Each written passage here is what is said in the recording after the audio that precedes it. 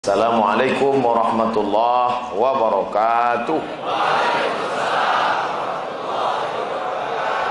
Alhamdulillah wassalatu wassalamu ala sayyidina wa maulana Muhammad ibni Abdullah wa ala alihi wa sahbihi wa man tabi'ahu wa mawalah.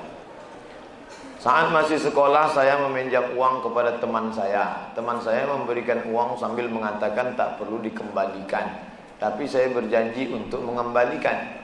Karena niat saya meminjam bukan minta. Tapi sebelum sempat mengembalikan, teman saya sudah pindah sekeluarga ke luar negeri. Saya tak tahu keberadaan keluarganya lagi. Bagaimana saya harus lakukan Pak Ustadz? Pertama, hitung duit itu berapa, tahun berapa. 100.000 Pak Ustadz, tahun berapa? Tahun 80. 100.000 tahun 80 itu kira-kira berapa gram emas? Karena zaman Nabi mata uang itu dinar. Tak sama harga 100.000 tahun 2017 dengan tahun 80. Setelah dapat disimpulkan, oh 5 gram emas. Berarti 5 gram emas sekarang kali 500.000 sama dengan 2,5 juta. Maka uang 2,5 juta tadi diserahkan ke lembaga Masalih Ammah, Maslahat Umum, MDA, sekolah agama, pondok pesantren, masjid, panti jompo, panti yatim. Serahkan. Ini uang 2,5 juta. Uang apa nih Pak? Ambil jelas, saya tanya-tanya.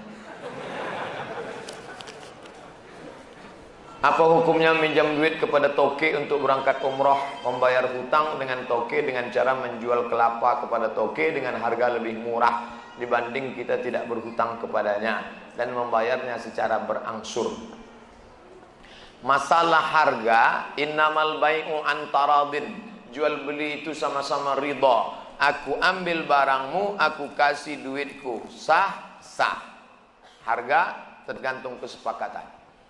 Masalah minjam uang untuk berangkat umrah, haji, kurban, boleh apa tidak? Kata Imam Ibn Taimiyah dalam kitab Majmu' Fatawa, boleh berhutang kalau hutangnya jenis kedua. Jenis pertama, jenis kedua. Yurja daf'uhu, hutang yang ada di pembayarnya. Bisa. Gandum saya panen nanti bulan Muharram. Sekarang pinjam 2,5, 2,5 juta untuk kurban. Nanti kalau gandumku panen akan kubayar, boleh. Yang tak boleh itu pinjam Pak 2,5 juta untuk kurban. Pembayarnya apa? Kuserahkan sama Allah Subhanahu wa taala. Itu tidak bisa. Jadi kalau model begini bisa. Apa pendapat dan nasihat Ustadz untuk umat Islam yang akan mengkonsumsi obat-obatan sedangkan hasil rilis Menkes RI obat yang beredar di Indonesia rata-rata bercampur dengan enzim babi, bahkan tak ada label halal dari MUI. Cari obat yang halal, bukan morfin, bukan heroin, bukan babi, bukan khamar. Karena kita tak disuruh berobat dengan yang haram, herbal. Tak ada Pak Ustadz, sudah kami cari tak ada. Pilihannya cuma dua. Kalau tidak mati babi, maka kita tak boleh pilih mati, pilih babi. Dua mudarat, bertemu dua mudarat, mana yang dipakai? Akhaffud dararain, mudarat yang teringan. Yang dipakai yang teringan. Kau pilih mana? Babi atau mati? Aku pilih mati aja lah. Tak boleh pilih babi. Masuk ke hutan, mati tak makan atau babi, ambil daging babi, bakar, colek-colek ke kecap. Sementara dapat pisang. Tapi setelah dapat pisang tinggalkan babi ini. Janganlah dapat pisang makan juga babi. Kenapa kau makan babi? Enak Ustaz. Saya kurang khusyuk dalam sholat berjamaah sebagai makmum, karena saya tahu imam yang memimpin sholat kami seorang perokok berat. Dan saya yakin hukum merokok menurut ulama besar dunia haram. Apa yang harus saya lakukan Pak Ustaz? Merokok menurut Syekh Muhammad Nasir Farid Wasil Mufti Mesir haram. Merokok menurut Syekh Abdul Aziz Ibnu Baz Mufti Saudi Arabia haram. Merokok menurut Muhammadiyah haram. Merokok menurut Majelis Ulama Indonesia haram bagi ibu hamil, ibu menyusui. orang tua, anak-anak, orang sakit haram. Adapun bagi orang yang tidak masuk kategori ini maka makruh. Ustaz condong kemana? Saya tak merokok, saya condong kepada haram. Nah, jadi kalau bapak ini berkeyakinan rokok itu haram, maka dia tak mau berimam kepada imam, dia anggap imam itu fasik. Apa hukumnya berimam kepada imam yang fasik? Mazhab Maliki, mazhab Syafi'i, mazhab Hambali boleh berimam kepada fasik. Yang tak membolehkan berimam kepada fasik mazhab Hambali. Begitu dalam kitab Al-Fiqhul Islami wa Adillatuh. Ustaz pribadi, andai ada imam itu perokok, apakah Ustaz tetap sholat di belakangnya? Saya sholat aja di belakangnya. Masalah sholat saya sah, saya dapat pahala jamaah. Masalah dosa dia merokok, itu urusan dia. Tak nyaman saya Pak Ustaz. Asal saya angkat takbiratul ihram, nampak saya dia menghembus. Cari masjid lain. Banyak masjid berserak-serak di Batam ni. Bukan tak ada masjid lain. Kan macam zaman dulu, sekampung satu masjid. Masjid sana, masjid sana. Ustaz, bagaimana cara menghadapi istri yang baper? Apa baper? Hah? Bawa perasaan?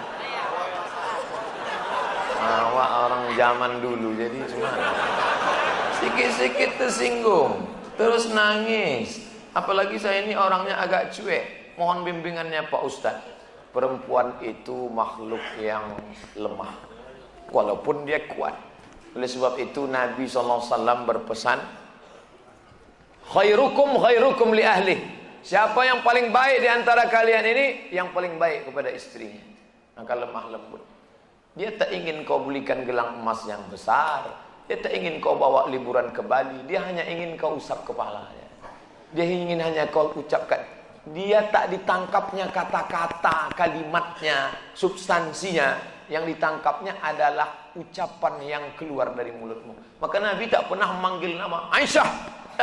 Apa kata Nabi? Ya Humaira, wahai engkau yang putih kemerahan kalau kena cahaya matahari. Kenapa tak dipanggilnya nama? Ya Aisyah, biasa. Tapi kalau dipanggil Ya Humaira, wahai engkau yang cantik putih kemerah-merahan. Pak Ustaz, boleh saya panggil bini saya Ya Humaira? Boleh. Tapi dia tak putih Pak Ustaz. Apa-apa.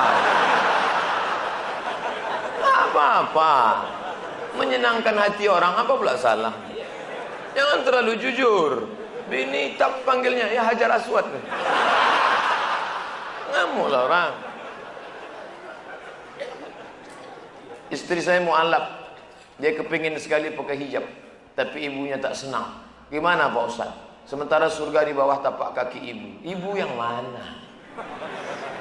Ibu yang taat kepada Allah, ibu yang taat kepada Rasul. Tapi kalau dia tidak taat pada Allah dan Rasul, la ta'ata li makhluqin, tidak ada ketaatan kepada makhluk kalau menyebabkan maksiat kepada Khalik. Kalau kau masuk Islam, aku tidak akan makan, kata emaknya, mengancam sahabat Nabi. Kalau kau masuk Islam, aku tak akan makan.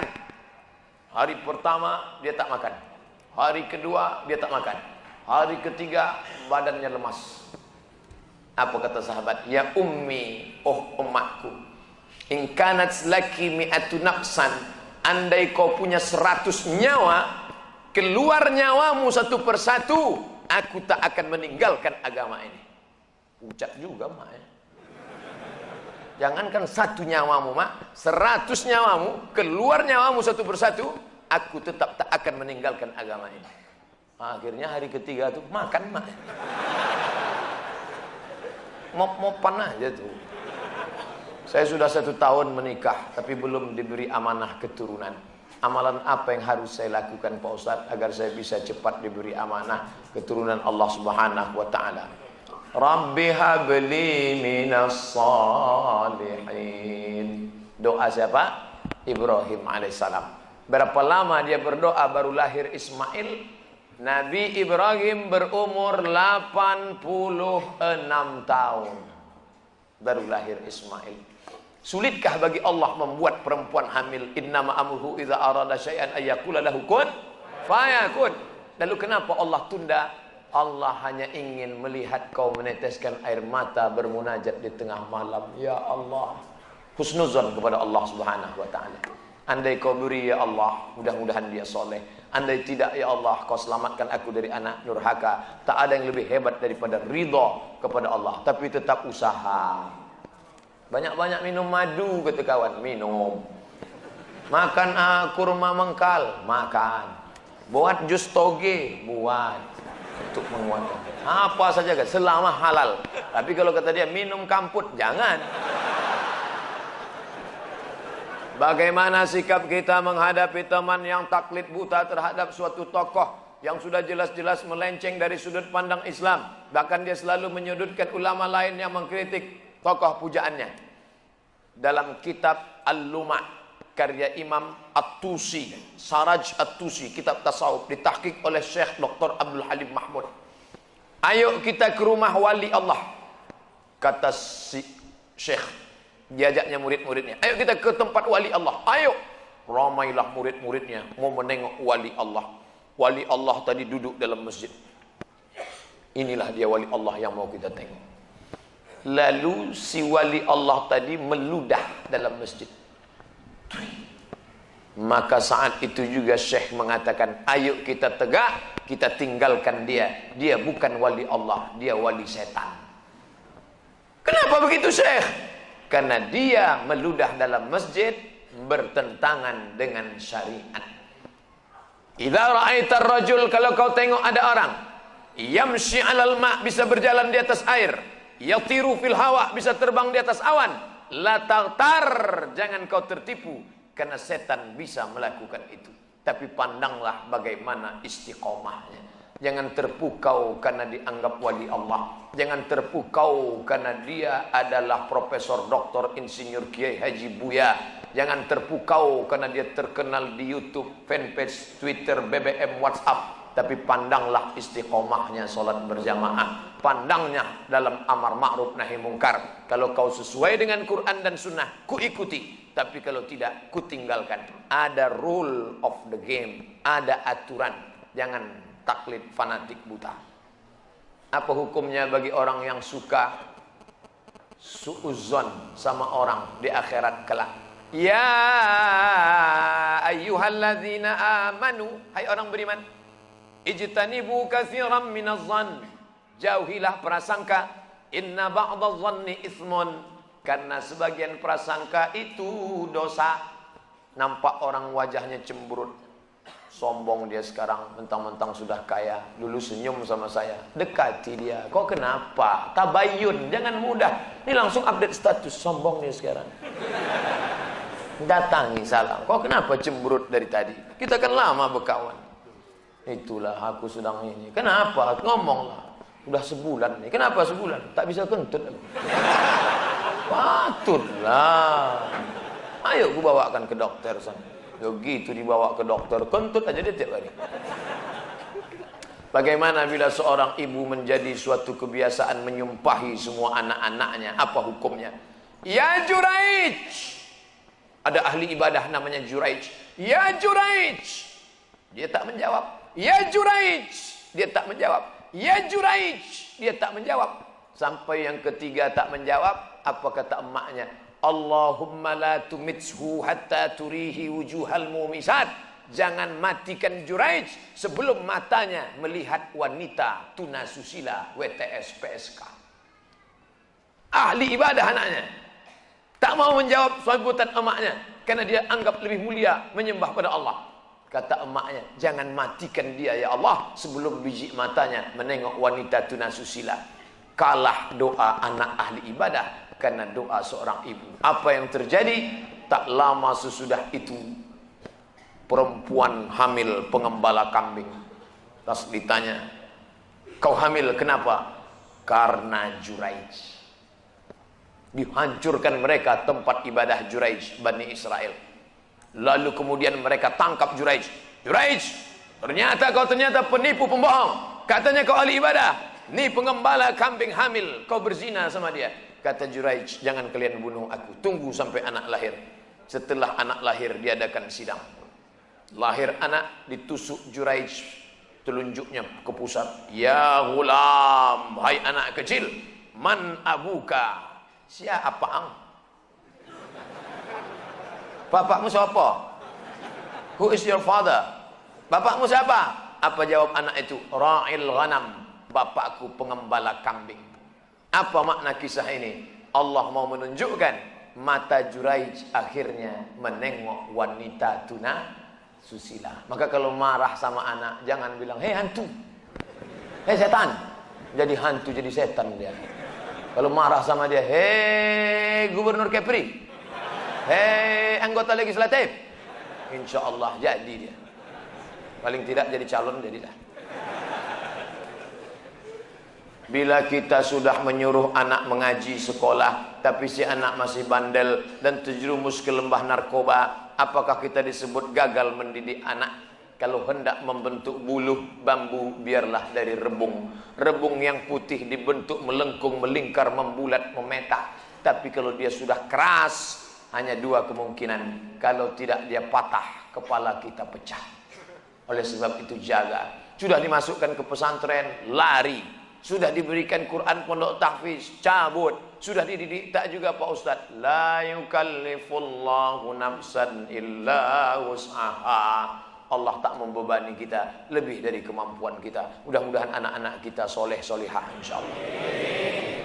Imam dengan satu makmum perempuan yang bukan mahram, apa hukumnya? Menimbulkan fitnah. Da'ma safa khuzma safa, da'ma kadar. Tinggalkan yang buruk karena akan menjadi fitnah. Anak tinggal di masjid, anak muda datang pula mahasiswi jadi makmum di belakang, ditengok sama orang, menjadi fitnah. Siapa tu? Pacaran, difotonya pula. Ada orang sedang salat di masjid, ini orang mau fitnah kita. Maka kalau begitu keadaannya, tapi kalau imam ni sudah tua, tak nampaknya lagi mana gadis mananya. Bismillahirrahmanirrahim. Datang kebetulan mahasiswi, tak apa-apa. Tapi kalau menimbulkan fitnah, namanya sadduz zari'ah, menutup pintu celah fitnah. Lebih baik dia tinggalkan. Saya pernah mendengar cerita tentang manusia masuk surga dan neraka. Di antaranya kisah tentang wanita tuna susila pelacur yang masuk surga karena menolong seekor anjing. Kisah seorang yang masuk surga tapi belum pernah sholat dan sujud, orang masuk surga dan neraka karena seekor lalat. Pertanyaan saya, apakah saat ini sudah ada umat Nabi Muhammad atau manusia yang sudah berada di surga neraka? Bukankah manusia akan masuk surga neraka setelah hari kiamat? Kisah tentang seorang perempuan WTS membuka sepatunya, sepatu kulit, dimasukkannya ke dalam sumur, dituangkannya ke anjing yang menjulurkan lidah. Bukan umat Nabi Muhammad, tapi cerita tentang Bani Israel. Allah mengampunkan dia dan dia akan masuk surga. Apakah di surga itu sekarang sudah ada orang di dalamnya? Nabi Muhammad dulu masuk ke surga untuk apa? Meninjau-ninjau, menengok-nengok. Orang yang soleh meninggal, rohnya masuk ke dalam burung paruh warna hijau.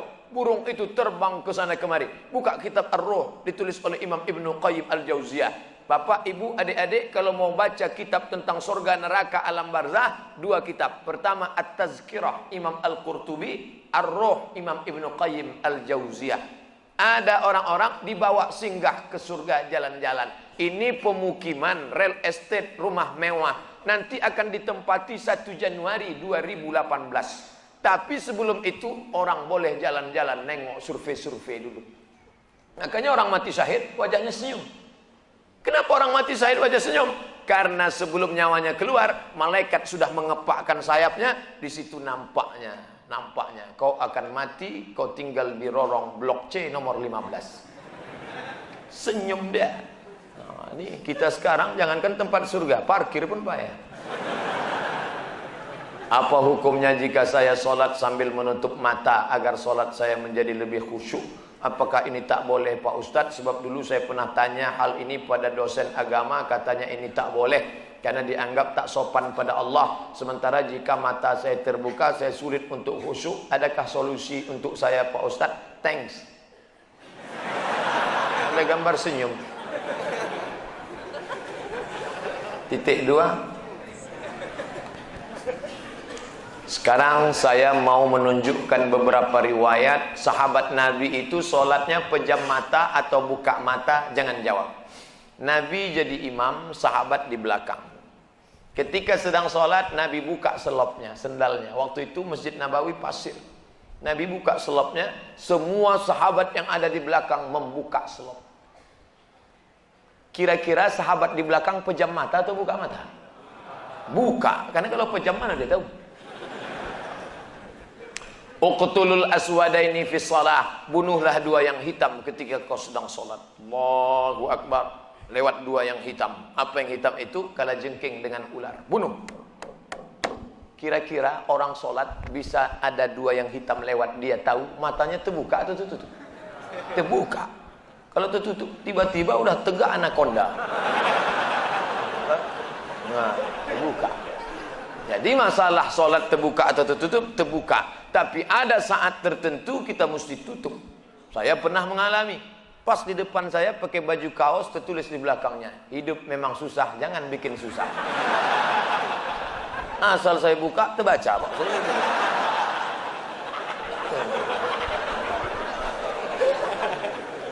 Jangan sholat ke masjid pakai baju bergambar-gambar, bertulis-tulis, pakai baju polos. Gambar. Sudahlah hari Jumat, besok terlambat datang, datang ke tengah, tulis di belakang. Emang masalah buat lo? Ini. Kita bukan cerita sah tak sah, tapi efek pengaruhnya terhadap ibadah. Bagaimana pandangan Islam yang baik dalam mencari pendamping hidup seorang istri? 4 orang Pak Ustaz, sifatnya 4. Tungkahul mar'atu li arba', perempuan dinikahi karena 4. Apa yang pertama? 5 liha, karena kaya. Kenapa kau nikahi dia? Manalah Pak Ustaz, ku tengok cincinnya 3 biji. Kaya, tak salah. Wali hasabiha, kenapa kau nikahi dia? Keturunan Pak Ustaz, darah biru. Payah kemarin waktu cari donor darah, biru darah. Yang ketiga, wali jamaliha, karena cantiknya. Rambutnya bak mayang terurai, pipinya bak pauh dilayang, alisnya bak semut beriring, bibirnya bak delima merekah. So sweet. Walidiniha, karena agamanya. Fazfar bidzatiddin, pandangkan agamanya. Kau nikahi karena sukunya. Berapa banyak orang melanggar pantangan suku, dipecat dari suku. Kau nikahi dia karena kayanya, hartanya hilang melayang, kau tak suka lagi. Kau nikahi karena bentuk rupa, perempuan bagaikan bunga, kuntum mekar, setelah itu layu, semuanya layu, dia akan berubah. Nikahilah karena agamanya. Ustadz Somad, ya, saya mahasiswa Ustadz dulu, ya, bisa, saya udah tamat kuliah Pak Ustadz, mantap, udah kerja Pak Ustadz, alhamdulillah, belum nikah Pak Ustadz, nauzubillah. Bisa Ustadz carikan yang ada 4-4-nya Pak Ustadz. Kalau ada 4-4-nya ngapain untuk ente? Man talaba akhan bila aibin baqiya bila akhin. Siapa mencari kawan yang tak bercacat, seumur hidup tak akan berkawan. Menikah bukan mencari kesempurnaan, menikah menutupi segala kekurangan. Semenit setelah akad, mulailah kau nampak segala kekurangannya. Kurang cantik, kurang tinggi, kurang putih, kurang mancung, kurang. Maka setelah nikah, kau tutupilah segala kekurangannya. Setelah dapat, inilah dunia akhirat Pak Ustaz. Jangan lagi matamu liar kemana-mana. Kalau laki-laki sudah menikah, nampaknya perempuan cantik di jalan, pulanglah ke rumah. Apa yang ada pada perempuan di jalan itu, ada juga di rumah. Walaupun bentuknya agak lain sedikit. Bagaimana Ustadz menjaga kesehatan begitu jadwal padat? Tadi masuk WA ke sahabat kita, apa kata dia? Kalaulah Ustadz Somad itu made in Jepang, sudah lama rontok. Lalu apa yang Ustadz minum, apa yang Ustadz makan? Semuanya doa jamaah. Cobalah tengok di YouTube, di Twitter, di Facebook, di BBM, doa jamaah. Amin, amin, amin, amin, amin. Semoga Ustadz sehat, semoga Ustadz istiqamah, semoga doa menumpang tuah pada doa, mulut-mulut, tangan-tangan yang soleh. Mudah-mudahan kita bersatu dalam kebaikan insyaallah. Berapa takbir Idul Fitri Pak Ustadz? Berapa hari? Dari mulai tenggelam matahari sore, petang, malam takbir, sampai sore tanggal 13, 10, 11, 12, 13. Allahu Akbar. Allahu Akbar, Allahu Akbar. La ilaha illallah, wallahu akbar, Allahu akbar, walillahil hamd. Sampai jam 2 malam suara tak serak-serak. Begitu ditengok, rupanya flash disk. Janganlah flash disk, orang lah. Ini banyak nanti flash disk ini masuk surga. CD masuk surga, flash disk masuk surga. Dilatihlah anak-anak muda kita. Latih anak-anak muda. Nih, takbir bukan cuma di masjid. Selama 4 hari itu takbir. Anak-anak, ibu-ibu di rumah sambil masak opor, masak rendang, masak gulai kambing. Allahu Akbar, Allahu Akbar. La ilaha illallah. Garamnya kurang. Apa yang membuat Ustadz tetap istiqomah berdakwah dari masjid satu ke masjid lain? Bukankah Ustadz sudah ada tawaran TV swasta untuk mengajak Ustadz mengisi acara di salah satu stasiun TV yang kita semua sudah tahu kalau tampil di TV bayarannya besar? Dia mau saya harus ganteng. Masuk TV itu 2, ganteng betul atau buruk betul. Saya pula kan tidak pala buruk, tapi ganteng pun tidak juga. Pakaian itu harus begini, harus begitu. Nah, itu yang tak bisa. Tapi yang paling berat ini jadwal. Jadwal harus gini. Saya tak bisa jadwal. Saya sudah penuh sampai 2018 Idul Fitri. Saya sudah. Nah, nanti setelah itu barulah kita masuk ke TV-TV. Kok muat? Apakah memang ada hadis yang mengatakan tidak kujamin umatku 14 abad akan datang? Seandainya hadis ini memang ada, apa yang tidak dijamin? Syafaatnya atau ibadahnya? Mohon pencerahan. Tak ada. Nabi jangan berkecil hati hidup zaman sekarang. Apa kata Nabi SAW? Al-ibadatu fil haraji kahijratin ilayya. Siapa yang tetap istiqamah beribadah padahal waktu itu banyak fitnah-fitnah, sama macam berhijrah bersama Nabi Muhammad sallallahu alaihi wasallam. Jadi jangan mengutuk nasib. Mengapa aku hidup di abad sekarang ini? Kenapa tak hidup zaman Abu Bakar, Umar, Utsman, Ali? Kalau mental model ini, hidup zaman dulu pun jadi Abu Jahal, Abu Lahab. Jangan berduka. Anak-anak muda, kalian yang banyak godaan, justru hebat. Ini anak-anak muda yang datang malam ini luar biasa. Tadi udah ada yang ngajak ke karaoke, ada yang ngajak ke night club, ada yang ngajak main gaple, ada yang ngajak dangdut. Dia tolak itu semua. Maka sama macam hijrah bersama Nabi Muhammad SAW. Tuh, bro, kita gimana karaoke malam ini? Tidak, aku mau ngaji ke sana. Ada Ustaz Somad datang. Itu. Setelah, jadi gimana? Pulang dari sana kita.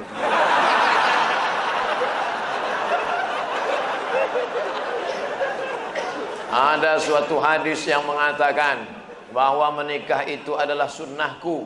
Barang siapa yang tak mengikut sunnahku maka dia bukan umatku. Bagaimana dengan Imam Syafi'i? Karena dalam buku autobiografi Imam Syafi'i mengatakan beliau tak nikah. Imam Syafi'i menikah. Dari mana Ustaz tahu Imam Syafi'i menikah? Bacalah biografinya. Yang tak menikah itu Imam Nawawi. Betul, ada imam dalam mazhab Syafi'i, Imam Nawawi. Imam Nawawi tak menikah. Imam Ibnu Taimiyah tak menikah. Sayyid Qutb penulis fi Zilalil Quran tak menikah. Syekh Abdul Fattah Abu Ghuddah menulis satu kitab judulnya Al-Ulama Al-Uzzab Alladzina Atharul Ilma Ala Zawaj.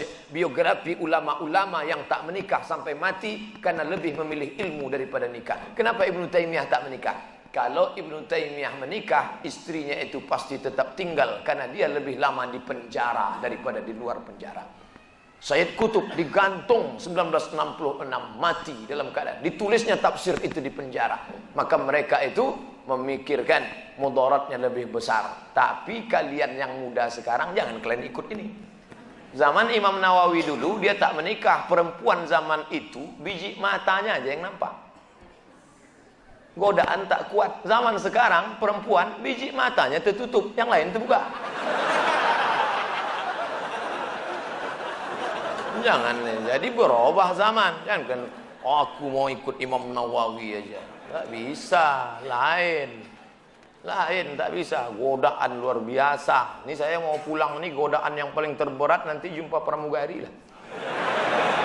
Besok habis sholat Jumat mau pulang. Sudah jelas pakai peci, pakai baju koko, pasang muka seram waktu lewat. Tetap ditegurnya. Nomor berapa? La ilaha illallah. Udah dapat nomor kursi duduk saya. Sengaja tak ada senyum-senyum. Tetap dia datang. Bapak seatbeltnya udah dipasang. Astagfirullahaladzim. Ramah betul lah dia. Silap pula lama-lama. Apakah hukum dalam Islam bila seorang ayah tiri memisahkan atau memutus tali silaturahim seorang anak kandung dan ibu kandungnya? Berdosakah jika seorang istri apa hukum memutus tali silaturahim? La yadkhulul jannah, tak masuk surga. Qati'ur rahim, orang yang memutus tali silaturahim. Ayah tiri dipisahkannya, nikah dia dengan perempuan, lalu dia tak suka sama anak ini, aku suka sama engkau, anak mau pergi sana, memutus tali silaturahim. Kalian yang ada niat nikah sama janda, terimalah janda sepaket. Jangan mau dia saja, anaknya tak mau. Perempuan ini pun kenapa dia lebih memilih lelaki ini daripada anaknya? Ini bisa jadi mantan suami, tapi tak ada mantan anak. Kok bisa dia lebih milih? Nanti setelah kau jelek, lapuk, lisut, ditinggalkannya, anakmu itu juga yang akan memelihara kau. Hati-hati. Berdosakah jika seorang istri bersumpah di atas Al-Quran untuk mengikuti perintah seorang suami, ayah tiri, berjanji menjauhi anak kandungnya sendiri dengan alasan menjaga kebaikan rumah tangga mereka? Ini mesti didudukkan lagi. Ini udah kacau balau nih. Aku bersumpah demi aku dengan engkau bang, anakku ini akan kutinggalkan. Mana bisa? Walinya mana? Ayahnya, datuknya, abangnya, adiknya, pamannya, dudukkan lagi. Suaminya dudukkan. Ini gara-gara jahil agama. Umat ini sudah dijauhkan dari agama. Banyak betul nih. InsyaAllah malam ini yang terjawab kita jawab, yang tak terjawab kami akan bawa pulang ke Pekanbaru. Semua yang dari mulai Bintan sampai Daik Lingga sampai itu, semua nanti akan kami satukan menjadi satu video, judulnya Oleh-oleh dari Kepri. Ustaz, saya sedang kesulitan harta, hutang saya banyak, anak saya 5 orang, tapi rumah cuma 1 kamar, sehingga tidur berdesakan. Tolong berikan saya jalan keluar. Nabi mengajarkan doa.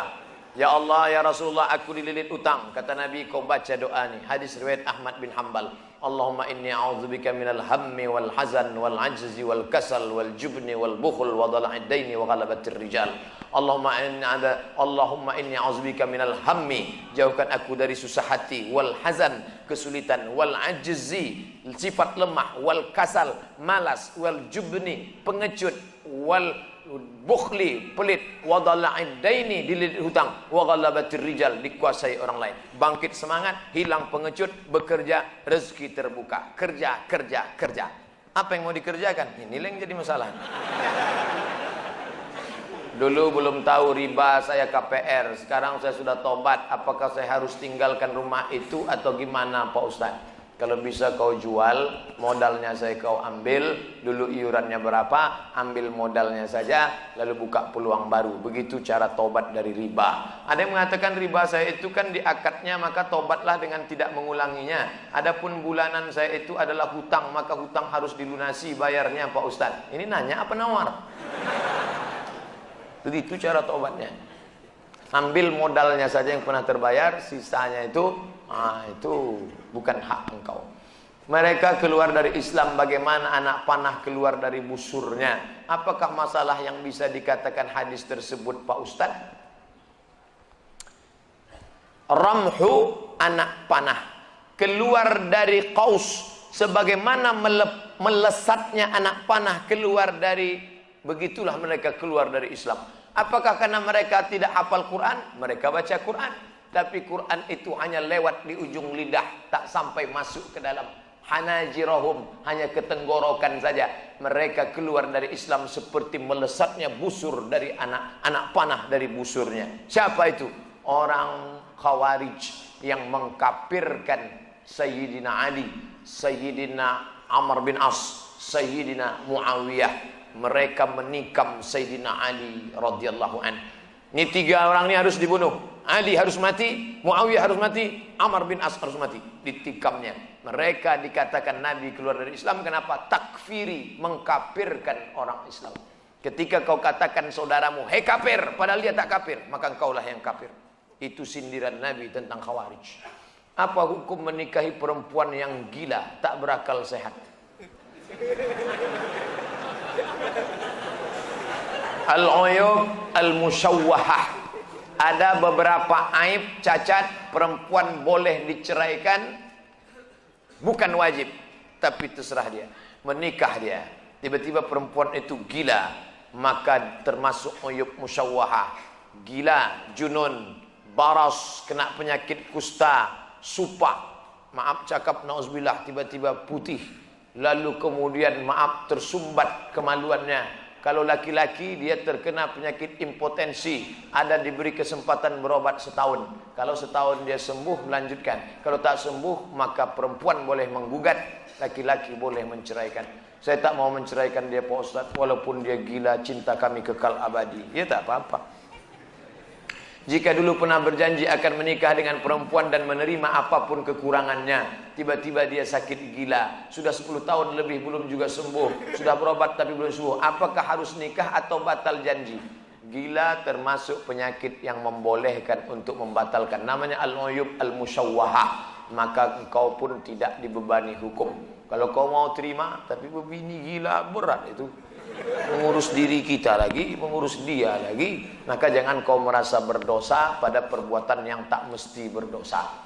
Jangan merasa berpahala pada perbuatan yang tak mestinya berpahala. Kau tak berdosa, karena ini termasuk uyub musyawwahah, cacat yang boleh melepaskannya. Maka dia gila, ya tak apa-apa, tak jadi. Atau sudah menikah, kau ceraikan. Pak Ustadz, saya mau tanya, bagaimana caranya menyembuhkan kakak saya yang dikerjain orang ke dukun? Mohon doa kakak saya, bawa ke ruqyah syar'iyah. Sebelum dibawa ke ruqyah sendiri. Bacakan Al-Fatihah, Qul huwallah 3 kali, Qul a'udzu falaq sekali, Qul a'udzu nas sekali, pangkal Al-Baqarah 5 ayat sampai wa ulaika humul muflihun, ayat kursi ujung Al-Baqarah 7. Saya ulang sekali. Fatihah sekali, Qul huwallah 3 kali, Qul falaq sekali, An-Nas sekali, pangkal Al-Baqarah 5 ayat sampai walaikum muflihun, ayat kursi ujung Al-Baqarah lillahi ma fis samawati. Sebelum tidur malam baca ke tapak tangan, usapkan ke kepala. Itu sunnah dibuat Nabi SAW. Lalu kemudian selepas salat ba'da asar, mau tenggelam matahari, terbit matahari ba'da subuh, dibacakan ke ember besar, tiupkan, dimandikan. Setiap hari mandi. Air yang sudah dibacakan tadi tak boleh pakai untuk cebok. Bacakan ke air. Yang 7 tadi bacakan, dihembuskan ke air. Setelah itu diminum.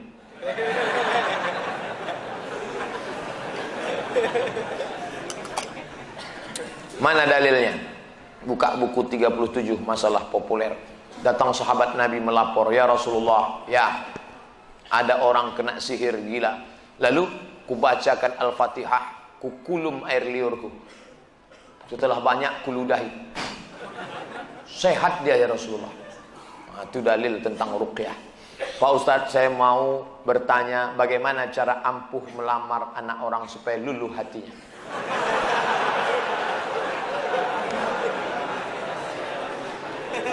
Yang pertama, kau mesti paham bahwa manusia ini ada segumpal di dalam. Kalau itu sudah kau pegang, sentuhlah dia tepat di hatinya, dia akan jadi milikmu untuk selamanya. Nah, siapa yang punya hati itu? Allah. Ya muqallibal qulub, wahai engkau yang membolak-balikkan hati, sabbit qalbi, kokohkan hatiku, kokohkan hatinya ya Allah, hati. Insya Allah kau datang atas nama Allah, langkahkan kaki kanan, tapi jangan datang sendirian. Bawalah alim ulama, cerdik pandai, tokoh masyarakat, orang yang didulukan selangkah, ditinggikan seranting, batangnya tempat bersandar, daunnya tempat bernaung, akarnya tempat bersila. Bawa dia. Kira-kira keluarga ini dekatnya sama Ustadz siapa di Batam? Oh, dekatnya sama Ustadz Abu Ghazah. Bawa dia. Ustadz, Ustadz apa kabar, sehat? Alhamdulillah. Ini siapa? Ini jamaah kita. Ilaha illallah. Gantengnya langsung connect. Jadilah. Jangan datang sendiri petantang petenteng. Orang tak kenal. Sangkanya mabuk. Kau mau apa? Kupinang anakmu dengan bismillah. Oh, ngamuklah dia. Berapa banyak niat yang baik karena diawali dengan cara yang baik, yang tak baik salah, gagal. Bawa orang tua. Jangan datang sendirian. Saya termasuk yang dulu ditolak orang karena datang sendirian. Nekat saya datang sendirian. Ditolaknya. Tidak katanya. Sekarang baru dia nyesal. Bercanda, serius. Orang tua kami pernah ada utang kepada salah satu toko, tapi sudah lama sekali. Sekarang sudah tak ada lagi tokonya. Carilah di Google. Bagaimana cara kami membayarnya Pak Ustadz? Sama macam pertanyaan yang tadi. Tak ingat kami Pak Ustadz? Ulang balik rekamannya. Apa kunci untuk terus istiqomah dalam meninggalkan riba? Seakan dalam proses meninggalkan perbuatan riba ini mendapatkan berbagai cobaan dan bukan malah mendapatkan kemudahan dalam pelaksanaannya. Kenapa orang berat meninggalkan riba? Karena terkait dengan uang materi. Meninggalkan khamar banyak yang bisa. Meninggalkan sabu-sabu banyak bisa. Tapi kalau sudah materi berat. Dan orang yang mau memilih jalan Allah ini godaannya luar biasa. Dulu sebelum saya ikut pengajian ini lancar-lancar aja hidup saya Pak Ustaz. Setelah ikut pengajian nih lah Allah, sendal lah hilang, helm hilang. Maka kita mesti walladzina jahadu fina, orang yang berjuang berjihad di jalan kami, lanahdiyannahum subulana, kami akan menunjukkan jalan kami. Kau terus berusaha. Yang selama ini hidupmu konsumtif, mau mobil baru, mau rumah baru, mau ini baru, maka kau cukup apa adanya, hidup zuhud, insyaallah Allah akan berikan jalan. Bagaimana menghadapi istri yang kalau diajak sholat subuh kadang marah-marah? Kenapa bisa nikah sama dia? Kenapa bisa nikah sama dia? Makanya kalian yang lajang-lajang, fit and proper test pertama adalah tanya dia, jilbabnya panjang, baca Quran bisa. Oke lah, nasi sudah jadi bubur, udah nikah. 5 langkah. Wallati takhafuna nusuzahunna, kalau kau khawatir perempuan itu melawan nusuz, pertama, fa'izuhunna, nasihati dia. Adinda, aku ini kepala rumah tangga, kau mesti ikut aku sholat. Alah, baru ngaji 2 hari.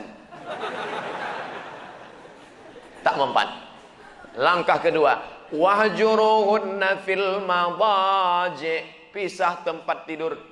Karena kau tak mau sholat subuh, kau ajak marah-marah, apa boleh buat dengan ini ku hukum kita pisah tempat tidur sebulan.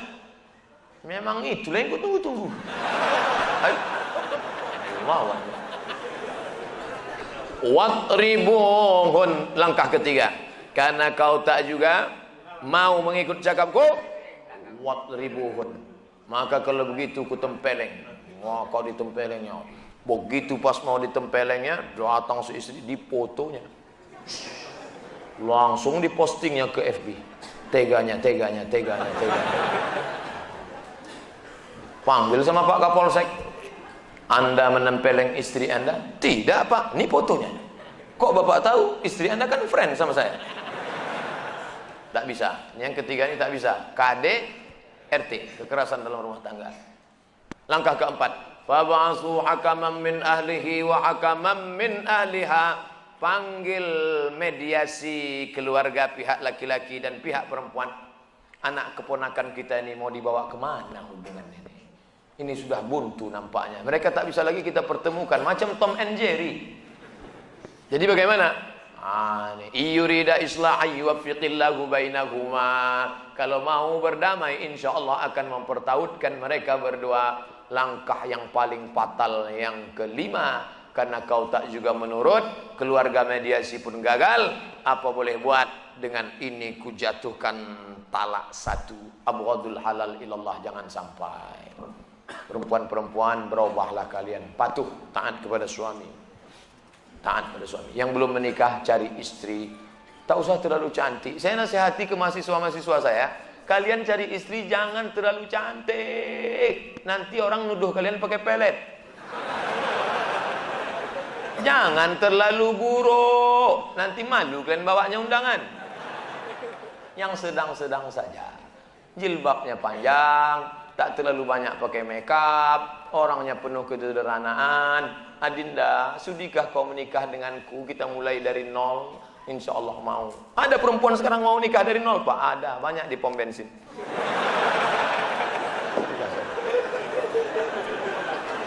Apa hukumnya kawan kita dilamar seorang wanita, sedangkan wanita itu tahu kita sudah beristri? Oh, salah baca atau gimana? Saya baca sekali lagi. Apa hukumnya kalau kita dilamar seorang wanita, sedangkan wanita itu tahu kita sudah beristri? Wassalam. Puas pendukung Ustadz Abdul Somad. Puas ya. Nanti kita buatkan fanpage puas pendukung Ustadz Abdul Somad dari Inhil, Indragiri Hilir.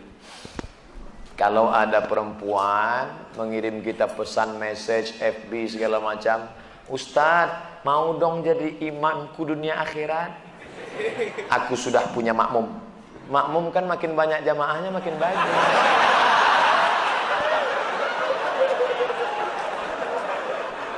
Kita ini negara hukum. Jangan main nikah siri saja. Ada diatur dalam kompilasi hukum Islam Indonesia, siapa yang mau poligami maka harus izin dari istri pertama. Adinda, sudikah engkau masuk surga dengan cara secepat kilat? Mau. Kau berbagi kebahagiaan dengan orang lain. Caranya bang, kau bagilah lakimu ini kepada yang lain. Maka dibuatnya lah, saya yang bertandang tangan di bawah ini dengan ini setuju bahwa suami saya menikah dengan setuju. Lalu dibawalah ke kantor pengadilan, disahkan oleh hakim. Nanti hakim mengadakan sidang, lalu dia tanya, apakah ibu setuju suami ibu menikah lagi? Setuju Pak Hakim. Gitu prosesnya, jangan main siri-siri aja.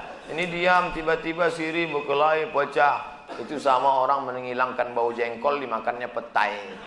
Muncul masalah-masalah baru. Hilangkan masalah, jangan membuat masalah. Hilangkan masalah, mengatasi masalah tanpa masalah. Pegadaian syariah. Saya sudah sering mendengar ceramah Pak Ustadz di YouTube, sangat senang dengar ceramahnya. Jadi biasanya ujung-ujungnya tak enak nih. Saya mau bertanya, bagaimana mendidik istri supaya dia mau rajin sholat? Udah terjawab tadi. Sholat subuh susah betul dibangunkan Pak Ustadz. Sudah 2 istri yang payah sholat subuh. Pertanyaan kedua, ada teman kredit di bank, angsurannya sangat mahal. Jadi dia pindah bank. Pindah ke bank yang baru, uang burat terus ke bank yang lama. Apa itu termasuk riba Pak Ustadz? Riba. Pinjam duit ke duit, pinjam 10 juta, bayar 12 juta. Riba. Berhenti dari riba. Apa hukumnya mengurban untuk orang tua kita sedangkan kita belum akikah diri sendiri? Akikah diri saya itu tanggung jawab ayah saya dulu terhadap diri saya. Bukan tanggung jawab saya. Kalau sekarang saya punya duit, apa yang saya lakukan? Kurban. Pergi ke masjid, ini 2,5 juta untuk kurban. Setelah nanti hari raya kurban, ternyata rezeki melimpah dibalas Allah. Ada duit untuk beli kambing, silakan akikah. Boleh mengakikahkan diri sendiri. Tapi bagi yang sudah 40 tahun, 30 tahun, akikah saja. Jangan minta ayun pakai marhaban. Sudah 40 tahun minta ayun marhaban. Ayanun. Rol aini rol aini. Oh, sangka yang diayun cucu. Rupanya nenek itu duduk dalam. Apa hukumnya bagi orang yang tak sholat Jumat tapi dia masih mengerjakan sholat zuhur seperti hari biasanya? Sahkah sholatnya?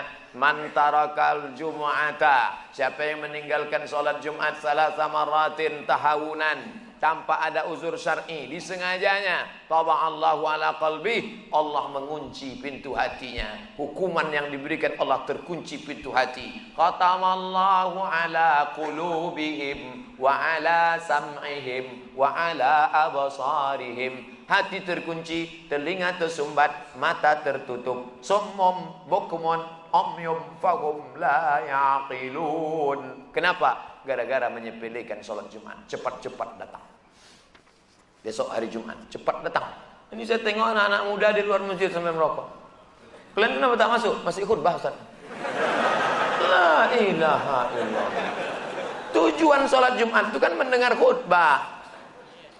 Tujuan sholat Jumat itu mendengar khutbah. Bukan cuma 2 rakaat itu. Cepat datang masuk ke dalam.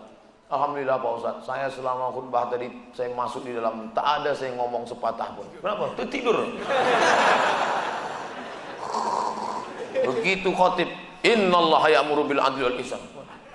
Cepat kali katanya. Ini anak muda tak betul. Besok cepat datang, jam 12 sudah datang, buka Quran, baca surat Al-Kahfi. Man qara'a surat Al-Kahfi yaumal Jumu'ah. Siapa yang baca surat Al-Kahfi hari Jumat, petang Jumat, Adha'alahu min nur, Allah berikan dia cahaya, pencerahan, the likeness ma bainal jumu'ataini, sampai Jumat yang akan datang. Kenapa kita bisa menengok ada orang, ada bapak, ada ibu, ada tiang, bisa kita bedakan mana muda, mana tua? Karena ada cahaya. Cahaya itulah yang diberikan Allah. Baca surat Al-Kahfi malam Jumat. Apakah sholat kita sah apabila menjadi makmum dari imam yang kita sendiri ragu-ragu dengan imam tersebut? Pada saat sholat Jumat kita ketahui imam tersebut tertidur dan kemudian dia menjadi imam. Bagaimana menurut Pak Ustadz? Kalau tertidurnya duduk, tak bergeser, tak bersandar, tak bertumpu, maaf cakap, pantatnya menempel ke lantai, maka wuduknya tak batal, walaupun air liurnya keluar. Tapi kalau dia sudah bersandar ke sini, bersandar, maka batal wuduknya. Kalau nampak dia batal wuduknya, kita kasih tahu, Pak, Bapak batal wuduk, tak usah sholat, pergi. Adapun dia tak mendengar khutbah Jumat, fala jum'atalah, tiada Jumat baginya. Tiada Jumat di situ maksudnya tak sempurna. Oleh sebab itu maka tengok duduknya bagaimana. Alhamdulillah Pak Ustaz duduknya dari tadi tak bergeser, sah sholat Jumatnya. Saya mau tanya, apakah ngerokok itu haram? Sudah terjawab. Ustaz merokok? Enggak, tak merokok. Pernah merokok? Dulu pernah. Kan lahir tak langsung tua. Pernah dia. Kata kawan di pesantren, "Man, ayo kita cabut yuk." Cabutlah kami. Pas cabut, inilah kawan yang tak baik ini. Masa kita enggak merokok, enggak jantan. Merokoklah kami 5 orang. Jantan betul terasa. Begitu pas kami sedang merokok, lewat mobil kiai. Injak.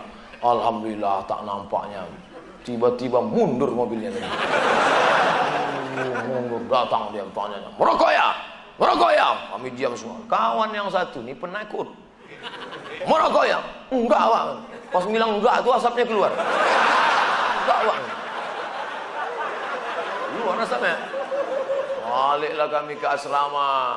Saya tak tamat pesantren. Saya cuma setahun aja. Lari dari pesantren. Lalu ada mudabbir saya di sini, tak boleh sebut namanya. Lalu kemudian ketika itu habis sholat maghrib dipanggil nama-nama yang tadi melanggar.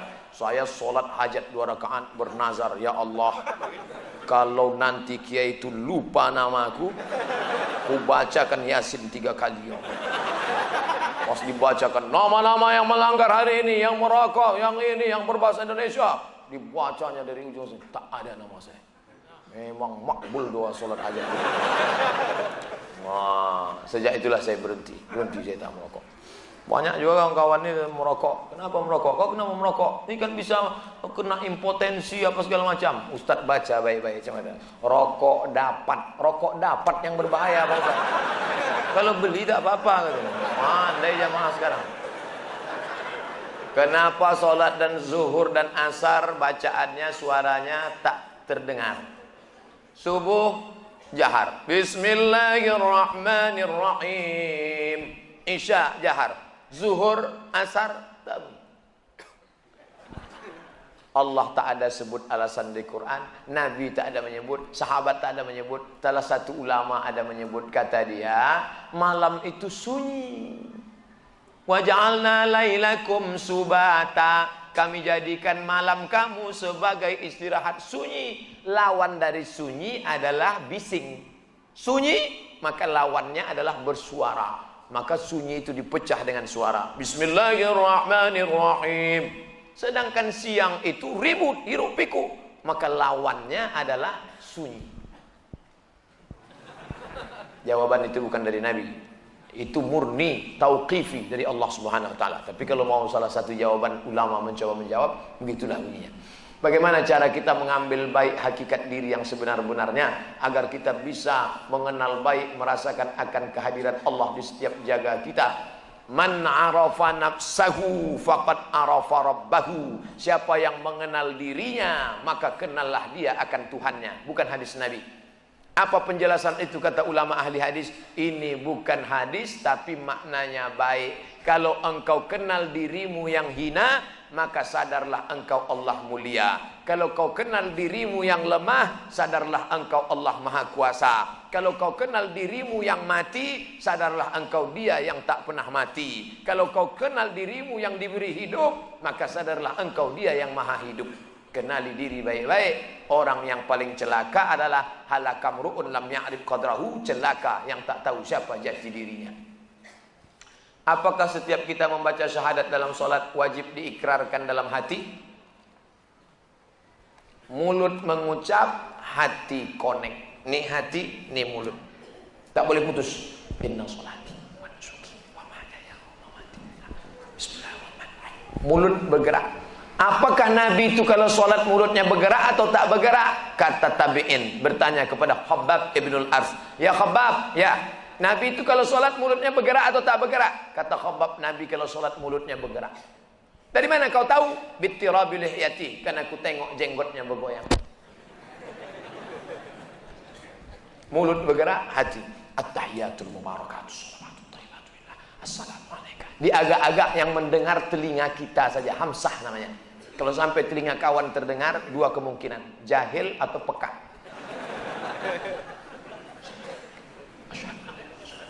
Begitu dia. Mulut menyebut, hati konek. Bolehkah berkurban di tempat lain? Misalnya di kampung karena lebih murah, sedangkan kita berkurban di Batam harga hewan mahal, uang nggak cukup.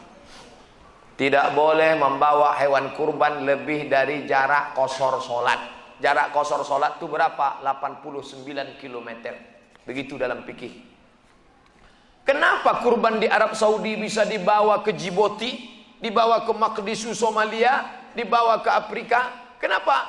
Ternyata kalau sudah tercukupi ring satu, boleh dibawa ke ring dua. Nah, Batam di agak-agak. Menurut kami Batam ini sudah dapat semua Pak Ustadz, 2 kilo, 2 kilo. Maka boleh dibawa. Makanya ustadz-ustadz yang menjadi pengajar di Malaysia, ada dibawanya ke Riau. Orang Melayu yang ada di Singapura, ada berkurban ke Batam. Boleh dibawa. Termasuklah saya. Nanti hari Senin, Selasa, Rabu, Kamis 4 hari akan membawa kurban-kurban yang ada dari Pekanbaru, bahkan dari saudara-saudara kita yang sedang kerja di Hong Kong yang mengirimkan kambingnya akan kami bawa ke pedalaman suku Terasing Talang Mama. Insya Allah 4 hari kami dalam hutan nanti, Senin, Selasa, Rabu, Kamis bawa kambing. Pokoknya keluar dari situ bawa kambing lah. Bolehkah berbicara saat tawaf? Boleh. Tapi yang tak batal, berbicara saat tawaf tak batal. Tapi jangan asyik bercakap aja selama tawaf. Hajar Aswad, rukun Syami, rukun Iraqi, rukun Yamani. Dari Hajar Aswad, apa yang dibaca? Subhanallah walhamdulillah wa la ilaha illallah wallahu akbar. Subhanallah walhamdulillah wa la ilaha illallah wallahu akbar. Subhanallah walhamdulillah wa la ilaha illallah akbar. Dari rukun Yamani ke Hajar Aswad doanya berubah. Rabbana atina fid dunya hasanah wa fil akhirati hasanah wa qina azabannar. Rabbana atina fid dunya hasanah sampai ke sini. Saya Pak Ustadz baca putaran 1, putaran 2, putaran 3, berputar-putar kepala saya. Kenapa kau belum bayar? ONH, saya belum hafal bacaannya. Tidak ada rukun qauli dalam haji. Andai tak hafal tak apa-apa. Andai ada orang haji itu diam saja mulutnya. Waktu tawaf diam aja sah. Haji apa namanya? Haji diam. Bagaimana pembagian waris jika suami meninggal? Harta yang dimiliki suami diperoleh sebelum menikah dengan istri. Sementara saudara-saudara dari suami juga minta bagian warisan. Karena menganggap harta itu warisan dari almarhum bapaknya. Ini kacau balau. Suami punya harta tanah sebelum menikah. Istri menikah dengan suami. Tanah ini, kata saudara-saudaranya, itu tanah ayah kami yang dikuasai suamimu. Sekarang mereka menuntut. Mana hitam di atas putih? Maka si istri mesti punya bukti. Ini tanah punya suami saya. Sudah dibayarnya ke ayah. Jangan hiraukan. Tapi kalau memang belum, bagikanlah itu jatah mereka. Nah, inilah gara-garanya. Maka jangan mau bersimbah darah, menyimpan bom atom, menyimpan api dalam sekam. Masalah harta-harta ini selesaikan. Makanya ayat yang paling detail dalam Quran masalah harta. Hati-hati masalah harta. Surat Al-Alaq adalah surat pertama kali turun kepada Nabi SAW. Hadis apa yang pertama kali diucapkan Nabi SAW dan kapan? Apa perkataan Nabi sebelum diangkat menjadi Rasul? Itu juga disebut hadis. Nabi ketika sudah mendapat wahyu, maka itulah ucapannya hadis.